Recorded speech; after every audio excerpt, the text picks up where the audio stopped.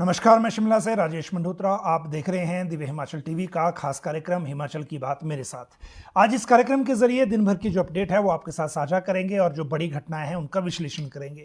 आज का दिन अगर हम रूटीन एक्टिविटी की तरह देखें तो शिमला में कोई उस तरह की बड़ी घटना या बड़ा कोई इवेंट ऐसा नहीं था जिसको लेकर हमें पहले से कोई इंतज़ार हो। लेकिन जो पॉलिटिकल एक्टिविटी आजकल पूरे स्टेट में चल रही है उसी दौरे के तहत आज मुख्यमंत्री शिमला से चले गए हैं मंडी और कांगड़ा जिलों के दौरे पर। लेकिन पहले 3 दिन के लिए शिमला से बाहर थे, अब उस दौरे में बदलाव हुआ है, उस बदलाव की जानकारी आपको देंगे।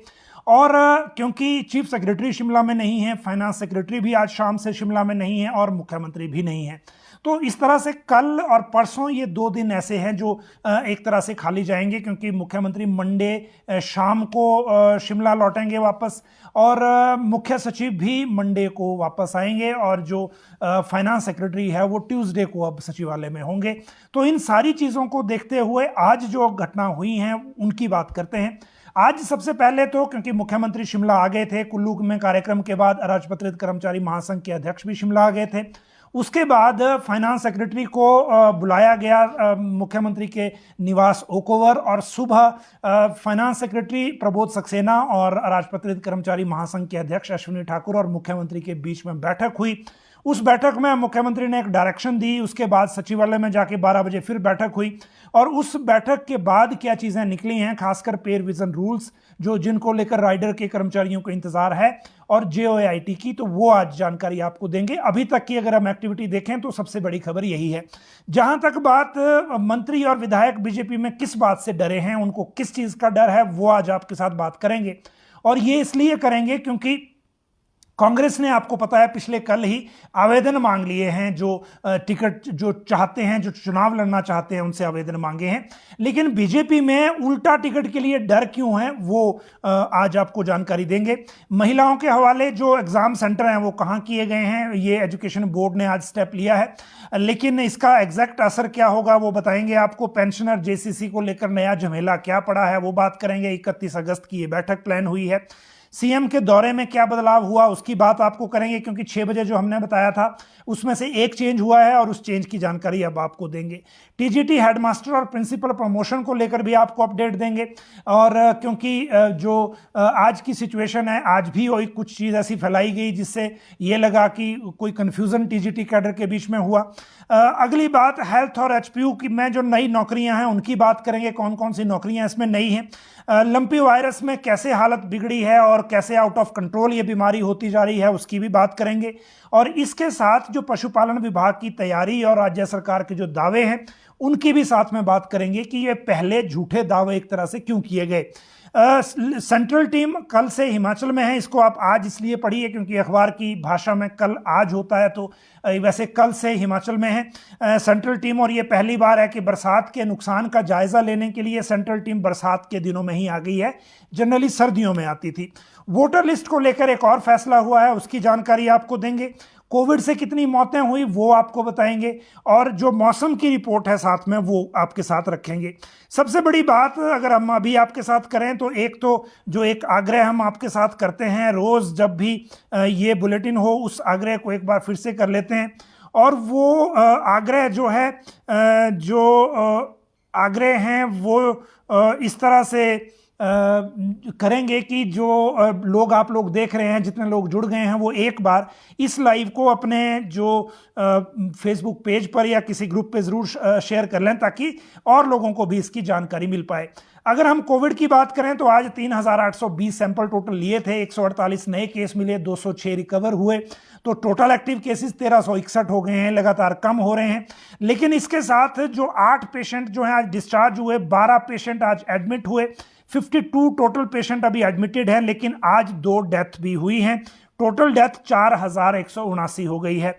आज की जो 2 डेथ है, कांगड़ा में 82 ईयर के मेल हैं और मंडी में 72 ईयर के मेल हैं।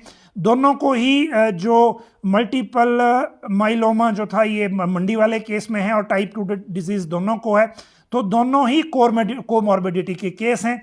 और कोमॉर्बिडिटी के जो मामले हैं उसमें आपको पता है कि जब एक बार इस तरह की कोई ऐसी बीमारी हो जिसको लेकर जिसको संभालना बाद में मुश्किल हो, तो कोविड के संक्रमण के दौरान फिर जो ये बीमारी है खासकर कोरोना के कारण फिर जो कॉम्बिनेशन है वो जानलेवा हो जाता है। और इस बार भी ये जो दोनों मौतें हैं वो इसी तरह की हैं। अब अगली बात करेंगे मौसम की जो अपडेट है उसके हिसाब से कि अभी मौसम को लेकर हमारे सामने क्या अपडेट है और कितना इसमें जो और दिनों के लिए जो अलर्ट दिया गया है उसकी बात करेंगे। और अगर हम मौसम अलर्ट की बात देखें तो अभी कल से फिर से जो अलर्ट है वो फिर से एक्टिव हुआ है। और ये अलर्ट जो है येलो अलर्ट जारी हुआ है कल से, कल और परसों 2 दिन के लिए 7 जिलों में तेज बारिश का पूर्वानुमान है और एडवाइजरी पहले जारी कर दी गई है। अब तक जो मानसूनी घटनाओं में फिर 6 की मौत आज हुई है, 276 हो गया टोटल आंकड़ा। लेकिन कल इसका कितना इंपैक्ट रहता है वो बातें हम कल ही कर पाएंगे। लंपी वायरस को लेकर बात करें तो ये वायरस बेकाबू हो गया है। हर रोज अब 100 से ज्यादा पशुओं की डेथ हिमाचल में हो रही है। 26 अगस्त को 624 डेथ थी, अब 754 हो गई है। संक्रमित पशुओं की संख्या भी 30,000 से ऊपर चली गई है। तो ये मामला ऐसा है कि जिससे जो है वो कंट्रोल करना मुश्किल हो रहा है। और पता नहीं हमारा पशुपालन विभाग और सरकार किस हिसाब से ये दावे कर रही थी। बाहर से पशुओं को लाने के लिए टाइम से रोक नहीं लगाई गई, जब से अलर्ट मिला था तब से। बाद में वैक्सीनेशन डिले हो गया और अब आप देखिए कि पर डे जो डेथ है वो 100 से ऊपर है। और ये डेथ कहां जाके रुकेगी ये फिर कहना मुश्किल है, लेकिन हालत जो है फील्ड में खराब है। वोटर लिस्ट को लेकर एक फैसला हुआ है, उसकी जानकारी भी आपको दे दें, क्योंकि वोटर लिस्ट को लेकर हर अपडेट आपको देना इसलिए जरूरी है क्योंकि विधानसभा के चुनाव आगे आ रहे हैं। और विधानसभा के चुनावों के दौरान बहुत सी शिकायतें हमारे सामने ऐसी आती हैं कि वोट देने गए लेकिन वहां वोटर लिस्ट में नाम नहीं था। लेकिन वो होता क्यों है वो भी आपको बता दूं। वो होता इसलिए है कि जब वोटर लिस्ट का ड्राफ्ट आता है तो उस वक्त हम ड्राफ्ट को चेक नहीं करते और जो एडिशन डिलीशन का वक्त दिया जाता है उसका इस्तेमाल नहीं करते। अभी वो टाइम दिया गया है और इस टाइम के मुताबिक 16 अगस्त से 10 अक्टूबर तक जो है वो अभी 68 विधानसभा क्षेत्रों की मतदाता सूचियों का पुनरीक्षण हो रहा है और इसीलिए इस पीरियड में आपको अपना अपडेशन करनी है। लेकिन आज जो भारत निर्वाचन आयोग ने कांगड़ा, मंडी और शिमला के मंडलायुक्त जो हैं वो मतदाता सूची के प्रेक्षक नियुक्त कर दिए हैं और मतदाता सूची के ड्राफ्ट पर आए जो दावे और आपत्तियां हैं उनका निपटारा जब एक बार हो जाएगा, किसी को अगर शिकायत है तो वो मंडलायुक्त में केस हो पाएगा और मंडलायुक्त जो है इस केस को सुनेंगे। तो ये तो वो है मामला जो अभी हम बात कर रहे हैं वोटर्स को लेकर, जो विधानसभा चुनाव के दौरान के वोटर्स होते हैं उनको लेकर। लोक सेवा आयोग की हलचल की बात करते हैं। आज पब्लिक सर्विस कमीशन के जो नए अध्यक्ष हैं रामेश्वर सिंह ठाकुर, वो जो हैं मुख्यमंत्री से मिलने आए थे अन्य मेंबर्स को लेकर और वो सीएम से मिले और सीएम से मिलने के बाद इन्होंने वहाँ कुछ बातें कही हैं और ये भी कहा है कि जो भर्ती की प्रक्रिया है उसको हम आगे तेज करेंगे। इस प्रक्रिया को हिमाचल प्रदेश प्रशासनिक अधिकारी संघ के 30 पद हैं, नायब तहसीलदार के भी 20 हैं, कॉलेजों में एसोसिएट प्रोफेसर के 554 हैं। नायब तहसीलदार की परीक्षा 31 अक्टूबर को तय है, बाकियों का शेड्यूल अभी आना है और इसीलिए जो ये प्रोसेस है इसको तेज करने को लेकर ये डिसीजन इसमें हुआ है। और इसके बारे में जो आज मुख्यमंत्री से इन्होंने मुलाकात सुबह की है, हालांकि कर्टसी कॉल थी क्योंकि ओथ के बाद मिल नहीं पाए थे, तो इसमें हम उम्मीद यही कर रहे हैं कि अब क्योंकि 1 चेयरमैन और 4 मेंबर हो गए हैं तो जो पेंडिंग भर्तियां हैं वो आगे बढ़ेंगी।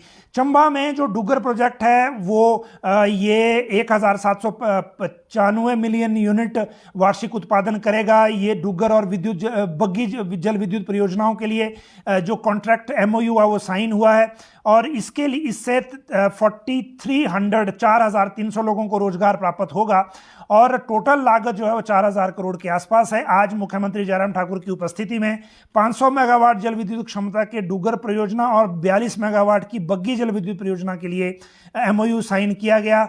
ये ऊर्जा विभाग के निदेशक जो है हरिकेश मीणा और NHPC के जो महाप्रबंधक हैं सुरेश कुमार उनके माध्यम से, और इसमें यही चीजें तय हुई हैं कि इन प्रोजेक्टों को टाइमली आगे सरकार पूरा करेगी। सेंट्रल टीम आज से हिमाचल में है, कल से हिमाचल में है और कल से इसलिए है क्योंकि राज्य सरकार ने स्पेशल रिक्वेस्ट करके इस टीम को बुलाया था और अब आज ये टीम पहुंच जाएगी शाम तक, कल से ये टीम पूरे 4 जिलों का दौरा करेगी। 30 अगस्त तक इसने रिपोर्ट तैयार करनी है, फिर भारत सरकार को देनी है, फिर वहां से जो मुआवजा आता है वो यहां जिलों में बांटा जाता है। कल ये टीम पहुंचेगी, 30 अगस्त तक ये टीम हिमाचल में रहेगी, 4 जिलों का दौरा करेगी। इन जिलों में चंबा, कुल्लू, मंडी और कांगड़ा जिले हैं। इन्हीं जिलों में अभी मैक्सिमम नुकसान हुआ था और इसी नुकसान को देखने के बाद ये गृह मंत्रालय को अपनी रिपोर्ट देगी और गृह मंत्रालय को रिपोर्ट देने के बाद फिर जो मुआवजा तय होगा और मुआवजा जब मिलेगा तो उसके बाद ये पता लगेगा कि कितना पैसा इस बार भारत सरकार देती है। इसके बाद लंपी वायरस की बात हो गई, अब हेल्थ और एचपीयू की भर्तियों की बात करते हैं। एचपीयू में जो भर्तियां हैं, बहुत सारे पदों को लेकर पहले से जो निदेशक, उपनिदेशक, principal, professor, associate professor, assistant professor, इन पदों को भरा जाना है। इसके लिए एचपीयू का पोर्टल 28 सितंबर से 3 अगस्त तक खोला जाएगा और इसीलिए जो रजिस्ट्रार की ओर से इसमें आदेश जारी किए गए हैं, ये वेबसाइट पर ये जानकारी डाल दी गई है। आप विस्तृत तौर पे जानकारी वेबसाइट पे ले सकते हैं जिन्होंने इसके लिए अप्लाई करना है। लेकिन स्वास्थ्य विभाग की बात करें तो जो वेलनेस सेंटर बन रहे हैं उनको लेकर 304 पदों पर अब भर्ती होगी। स्टाफ नर्स के 152 हैं, फीमेल हेल्थ वर्कर के 76 हैं और 76 जो मॉडल हेल्थ वेलनेस सेंटर बनने हैं उनमें ये नियुक्तियां की जाएंगी। 304 पदों में 152 स्टाफ नर्स और 76 फीमेल हेल्थ सुपरवाइजर भी साथ में हैं और 76 जो पद हैं वो फीमेल हेल्थ वर्कर्स के हैं। तो ये जो भर्तियां हैं, क्योंकि नौकरियों से रिलेटेड मामला है इसलिए हमने इसकी जानकारी आपको दी। और वैसे भी अगर हम बात करें तो हेल्थ में जो एनएचएम में एटलीस्ट सीएचओ के जो पद हैं वो अभी भरना पेंडिंग है और उनको लेकर जो प्रोसेस है वो चल रहा है, उसका इंतजार भी सबको है। जहां तक 326 पदों के लिए जो पहले भर्ती हो चुकी है उसकी रिजल्ट का इंतजार सबको है और इनका कहना है एनएचएम का कि रिजल्ट जल्दी ये आ जाएगा। टीजीटी जो हेडमास्टर और प्रिंसिपल प्रमोशन की अगर हम बात अभी करें तो टीजीटी को लेकर तो जो टीजीटी से लेक्चरर वाली प्रमोशन है वो तो लगभग लिस्ट जो है वो स्टेशन जो लगने होते हैं वो एजुकेशन मिनिस्टर के लेवल पे जो है वो स्टेशन लग गए हैं और उसके बाद अब सीएम ऑफिस से फाइल भेजी गई है। कल संडे को अगर सीएम ऑफिस से फाइल निकल गई या फिर परसों मंडे सुबह निकली तो मंडे को ही ये ऑर्डर हो सकते हैं, मंडे को ये ऑर्डर हो जाएंगे और इस जो बड़े दिनों से लोग इंतजार कर रहे हैं इसका, वो उनका इंतजार पूरा हो जाएगा। इससे जो टीजीटी में वैकेंसीज क्रिएट होंगी और जो बाकी प्रमोशनल चैनल है फिर भी शुरू होगा, जैसे जेबीटी वाला है या फिर टीजीटी की नई नियुक्तियां हैं। इसके बाद जो सेक्रेटरी है जो एजुकेशन है देवेश कुमार, उन्होंने कहा कि हेडमास्टर को लेकर भी प्रोसेस एडवांस कर दिया गया है और जो कॉलेज प्रिंसिपल हैं उनको लेकर पिछले कल ही एक रोज पहले ही बल्कि डायरेक्शन दे दी गई थी। तो जो एडवोकेट जनरल से राय लेनी है उसके बाद प्रिंसिपल वाली भी हो जाएगी। तो जो डेडलाइन तय हुई है एजुकेशन में प्रमोशन की, वो नए सेक्रेटरी के आने के बाद, जैसा मैंने आपको बताया था, इन्होंने दोनों विभागों एलिमेंट्री और सेकेंडरी के लिए दोनों के लिए जो है एक डेडलाइन तय कर दी है। हर हफ्ते रिव्यू मीटिंग होगी, वीरवार के दिन होगी रिव्यू मीटिंग और इस रिव्यू मीटिंग में पिछले जो फैसले हैं वो देखे जाएंगे, अगला हफ्ते के लिए काम तय किए जाएंगे और इस हिसाब से फिर डिपार्टमेंट काम करेगा। जो पेंडिंग प्रमोशंस हैं उनको एक एक हफ्ते की डेडलाइन देने के कारण निपटाने को कहा गया है और इसीलिए ये जो टीजीटी वाली मैटर है ये अभी निकला है। हालांकि टीजीटी के प्रमोशन के मैटर में अभी हाई कोर्ट का भी डायरेक्शन बीच में थी, चाहे सिंगल बेंच की थी लेकिन वो डायरेक्शन बीच में थी और उस केस की सुनवाई के दौरान भी शिक्षा विभाग ये कह चुका था कि हम डीपीसी कर चुके हैं और ये लिस्ट आने वाली है। तो उसी के मुताबिक अब टीजीटी की लिस्ट आ रही है, लेकिन बाकी जो प्रमोशन चैनल पेंडिंग हैं वो भी अब एक एक करके आ जाएंगे क्योंकि जो नए शिक्षा सचिव हैं उन्होंने इसके लिए एक जो डेडलाइन है वो तय कर दी है।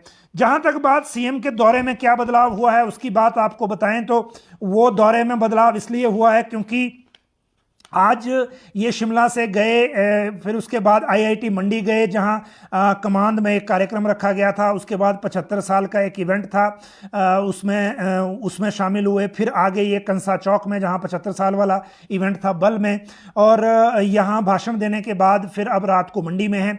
कल 28 तारीख को सुबह 11 बजे मन की बात वहाँ सर्किट हाउस मंडी में ही सुनेंगे और उसके बाद फिर पड्डल मैदान में 125 यूनिट बिजली फ्री जो की गई है उसके लाभार्थियों का एक बड़ा कार्यक्रम है। उसके बाद फिर से सर्किट हाउस चले जाएंगे, पब्लिक से मिलेंगे और फिर नाइट हॉल्ट भी वहीं है सर्किट हाउस में। लेकिन इसके अगले दिन का जो शेड्यूल था 28 का, उसकी अगर हम बात करें तो वो एक इम्पॉर्टेंट है और 28 संडे, हाँ संडे का जो रिवाइज किया गया है मैं उसकी बात करता हूं।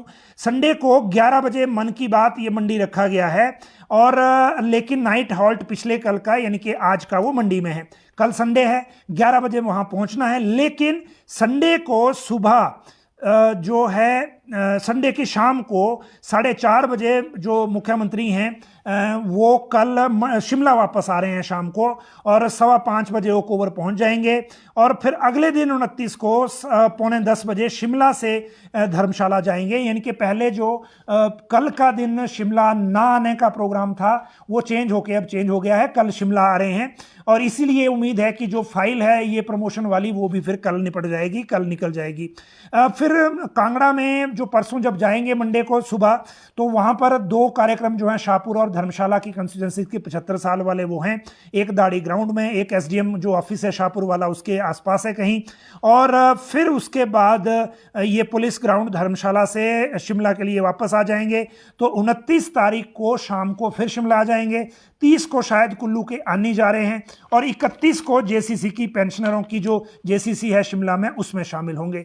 जेसीसी जो है उसमें एक नया झमेला ये हो गया था कि 91 की लिस्ट पहले निकाल ली थी सरकार ने, फाइनेंस ने, अब उसमें कुछ और ऑब्जेक्शंस आए हैं। उसके बाद आज मुख्यमंत्री से एक फाइल और गई है 20 लोगों को और ऐड करने की, तो उनको भी ऐड कर लिया गया है।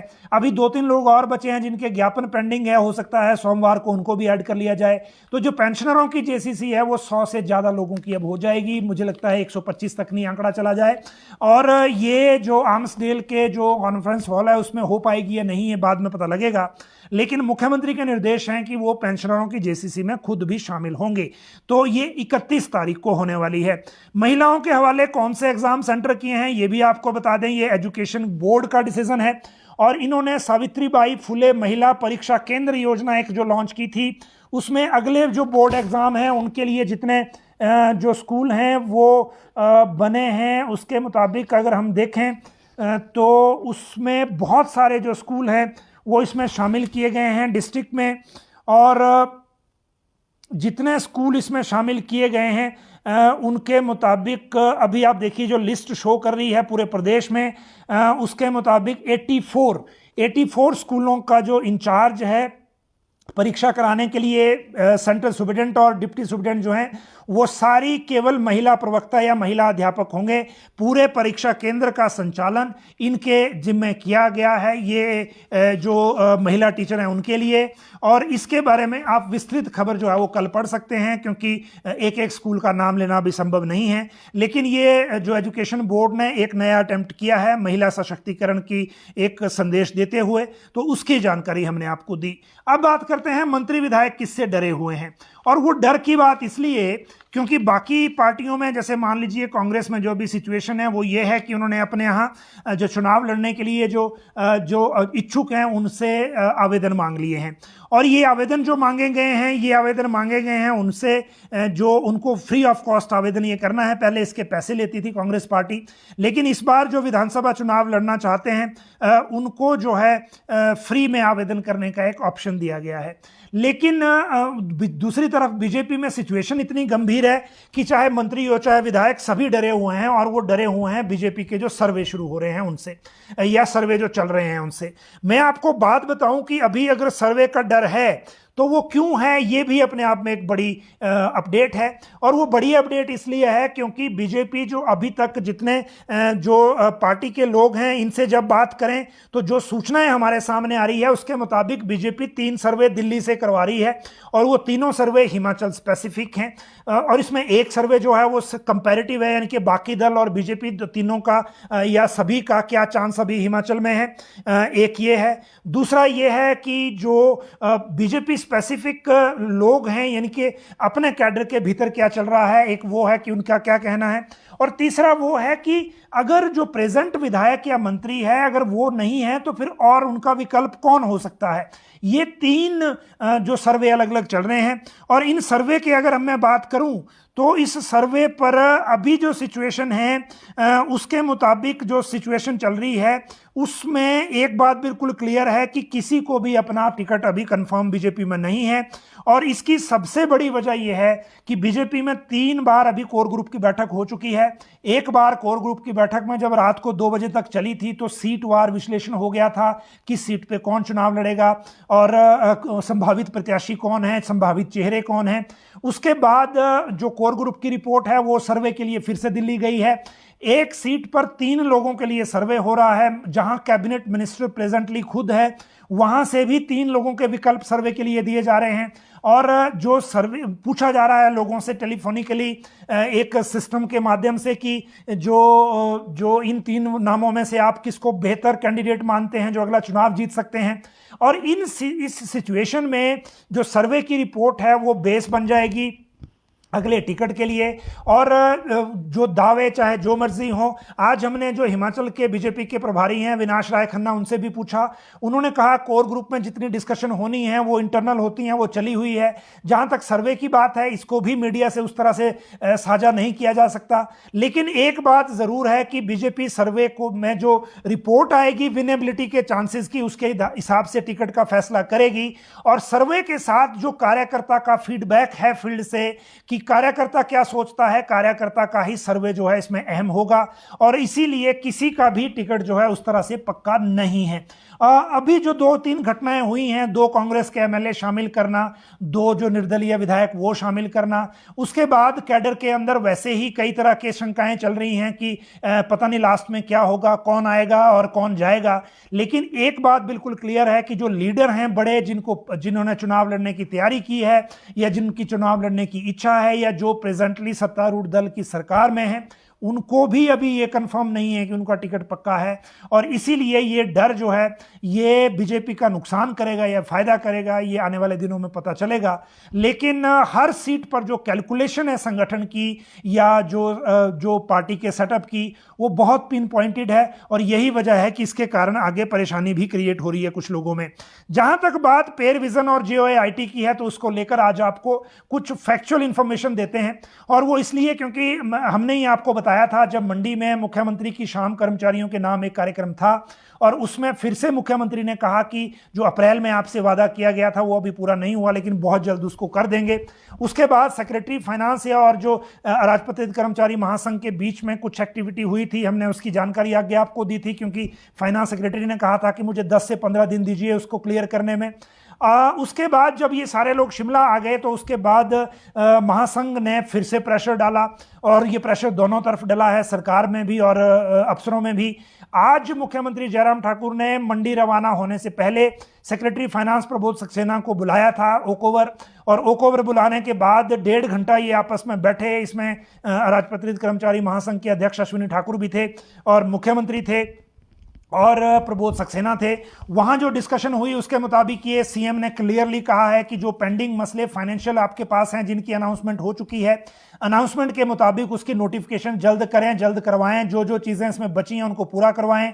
अगर कोई दिक्कत है तो वो फाइल क्लियरेंस के लिए मुख्यमंत्री के पास लाएं और वहां से साइन करवा के वापस ले जाएं। उसके बाद उसी बैठक में ये डायरेक्शन हुई कि अश्विनी ठाकुर जो हो 12 बजे दोबारा से सचिवालय जाके फाइनेंस के साथ दोबारा बैठक करेंगे। फिर ये सचिवालय गए, वहां फाइनेंस के साथ बैठक हुई। प्रबोध सक्सेना ने आज कांगड़ा और चंबा के दौरे के लिए निकलना था, दोपहर को उन्होंने निकलना था, लेकिन इस बैठक के कारण वो लेट हो गए, वो शाम तक ऑफिस में ही थे। और उस बैठक में फिर सारी चीज़ें तय हुई। लॉ में जो फाइल भेजी गई है JOAIT और जो दूसरा मैटर है हमारा राइडर वाला, इसकी जो फाइल है वो भेजी गई है लॉ में।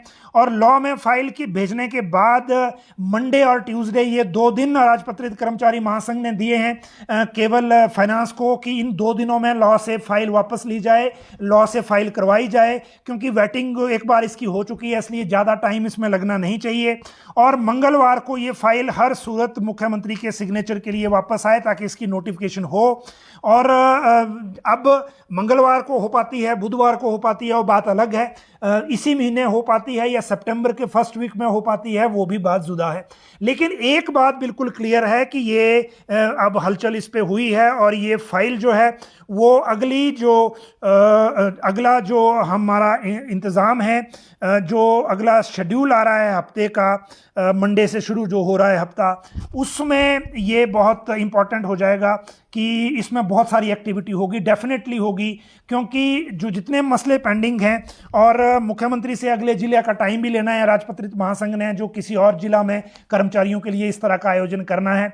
और इसी कारण ये जो सारी तैयारी है, ये इसी कारण जो प्रेशर बना है, ये भी इसी वजह से बना है, क्योंकि जो कर्मचारी हैं उनका भी सब्र जो है वो टूट रहा है, क्योंकि बहुत लंबा इंतजार हो गया। और जो JOIT वाले हैं वो भी परेशान हैं कि उनको लेकर क्या होगा।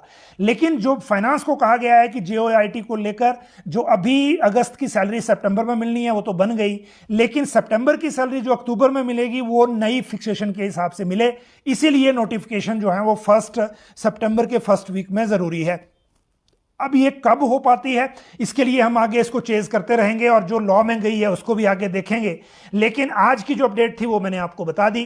बाकी जिस तरह से ये मैटर आगे फोल्ड होता रहेगा हम इसकी जानकारी आपको देते रहेंगे। और इस मैटर में तो हम बड़ी शुरू से इस बात को उठा रहे हैं और शुरू से इस बात को कर रहे हैं, और अब डिसीजन मेकिंग के ऊपर बात आ गई है, तो हम उम्मीद कर रहे हैं कि जल्दी ये हो जाएगा। ये आज के कुछ प्रमुख मसले थे। कल सरकारी छुट्टी का एक दिन है, लेकिन जो भी एक्टिविटी रहेगी वो आपको उससे अपडेट कराएंगे। मुख्यमंत्री मंडी में है, बाकी जो कांग्रेस की जहां जहां जो बैठकें हैं उनको उसी तरह से टीवी के जरिए भी उसकी अपडेट आपको देंगे। आप सब लोग लाइव जुड़े, बहुत बहुत शुक्रिया। कल फिर मिलेंगे इसी समय इसी प्लेटफॉर्म पर। बहुत बहुत धन्यवाद।